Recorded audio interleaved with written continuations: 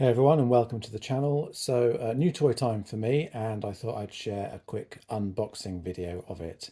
In case you hadn't realized already, this is the new two-wheel drive competition buggy from Yokomo, the SO 2.0. Only just been released this week, so I've got one from the first batch into the UK. Let's open it up and see what's inside the box.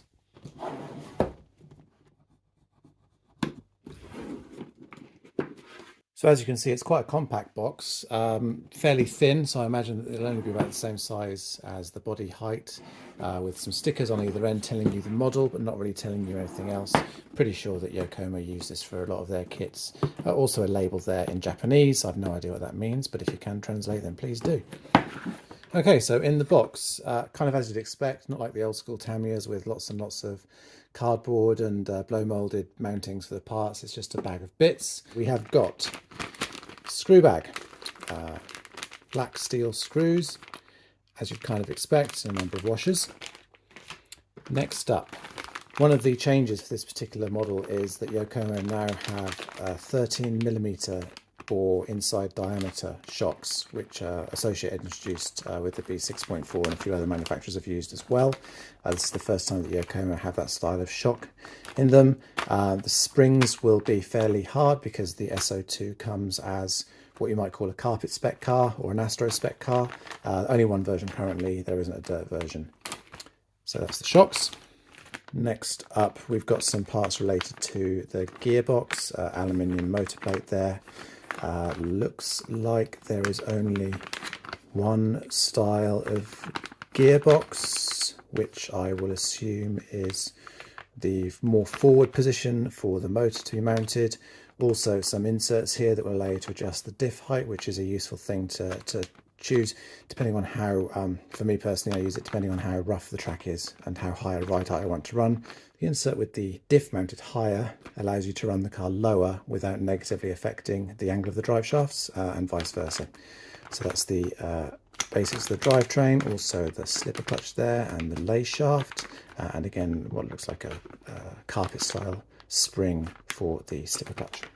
Okay, next up, a bag full of some more chassis bits for the front end of the car. Mostly, I would say, there's the front bulkhead, got the rear wing mounts there, and also included bumper ball ends, a few more tools, a few ball joints.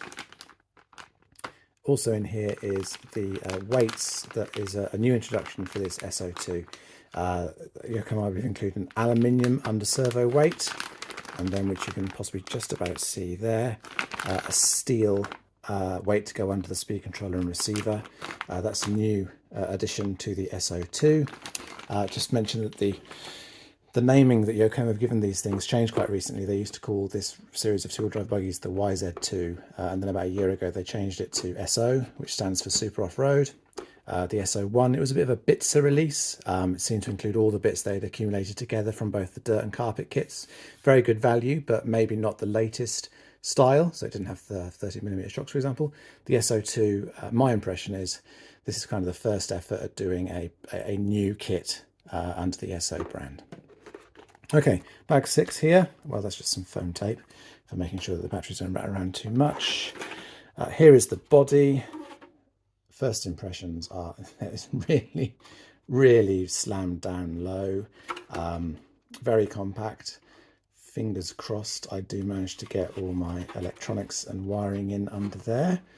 We will wait and see, but that's one of the new features for the new car.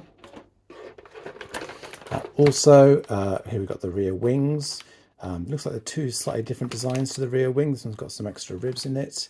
We'll find out from the manual as I build it which is the correct one to run. Also a few included oils, some damper oil there, also a diff oil. This kit, again, because it's carpet spec, comes with gear diff. Ball diff would be an option. Pill inserts, and again suspension arms. Almost all of them will use little pill inserts to adjust the toe-in, and the anti-squat saves a lot of money compared to the sort of the older way 10 plus years ago of having a separate mount for every possible option. That's the rear arms. Looks like they have a small amount of gullwing on them. Looks like they require an insert that will slide in here. when you're selecting the shock position. So it'll screw into the insert. That I assume is the insert there in plastic. Aluminium mounts there for the actual pills to go into. Side rails for the chassis. Front arms, again, a degree of gullwing on them. Looking at the colour, these are all quite black plastic. I would say that they are kind of a standard strength. I doubt they are as hard as some of the greyer carbon fibre mix plastics that you get elsewhere. It also has new steering box, I believe. These blocks are designed to be reversible to run the front of the car either narrower or wider. I think that's related to running wide tyres on the front end, which seems to be coming a bit back into fashion. Maybe not so much in the UK, where we almost always use the Schumacher cut staggers up front, but perhaps elsewhere. Again, a few other nice little bits of hardware. Going to the bottom of the box now. Anti-roll bar kit, rear drive shafts pre-assembled here. We'll probably need a little bit of checking. Here's the actual plastic moulded rear hubs. Again, these have got space for an insert, which a lot of the buggies use. These are the inserts here. It allows you to adjust the hub height. So it's another adjustment that you can do hand in hand with the rear diff height adjustment. I would imagine the car also, we've gone past the front, but would also have some hub height adjustment for the front steering blocks as well. It's just a range of adjustments that's aimed at allowing you to optimize the car for smooth, low ride height, high grip surfaces, and rougher, high ride height, lower grip surfaces. Carbon fibre rear tower, carbon fibre front tower, which is very, very small. What you might call the waterfall that goes over the motor and connects the front of the gearbox to the chassis. A few other little parts there. I think that's anti-roll bar mount, and that's the rear inner camber link mount, all in plastic. Gear diff parts, steel gears, plastic diff, looks like steel outdrives for the hub, gasket and so on. That looks like a fairly standard build for a modern two-wheel drive buggy gear diff. Last thing almost in the bag is the new chassis. Aluminium chassis, bent up a little bit at the edges, and the main new feature is that it's been milled out here and here for the two electronics weight plates that I mentioned. I think Yokomo offer a different weight of the plates, so you can play around with the weight distribution a bit more.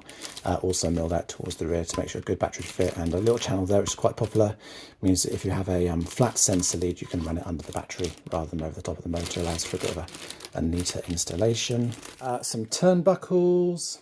I'm going to hazard a guess that they're steel rather than titanium. A little tool bag, including aluminium turnbuckle wrench that I recognise from Yokomo as I had 20 years ago. So nice to see this will include that, and the Yokomo version of the wrench tool. The Tamiya version obviously is very, very familiar. This Yokomo version is slightly different. It's got the wheel nut on that side, and also has a little one here for the ball joints for when you're making up your links. So it's quite a handy little tool, that one. And some Allen keys, which I absolutely won't be using. I'll be using proper hex drivers. A little bag, antenna pipe. Very few people actually would use those. Now that we're doing 2.4 gigahertz. Wheel nuts, some sticky tape. Nice plain set of monochrome Yokomo stickers. Looks like there's some window masking there for that very low slung body. And something in Japanese advertising. I think that's advertising Yokomo's track. Formerly they had a track called Yatabe Arena, and now it seems to be called Tsukuba RC Park. I believe it's the same venue, but with a different name and with kind of more stuff going on inside it. I'm sure someone will correct me in the comments if I'm wrong about that. Anyway, nice bit of Japanese practice for anyone with that. And the last thing in the bottom of this very narrow box is a manual. Not the highest quality print, I have to say. This does feel a little bit like it's almost been run out on the office laser printer. Lots in Japanese, some stuff in English, all the useful info about getting this built up, ready for its first run. So there we go. That is the unboxing of the Yokomo SO2.0 buggy. As I say, competition buggy, aimed at carpet running out of the box. I'll be building this up over the next week or so. With a bit of luck, I've got a race meeting in a week and a half, give it its debut there, weather permitting, and I'll report back with how I get along with it. If you've got any other questions about this kit or about anything else I've mentioned, I'd love to hear from you. Please drop them in the comments section below. Would really appreciate a like and subscribe if you like what I'm doing on the channel. Otherwise, as ever, thank you very much for watching.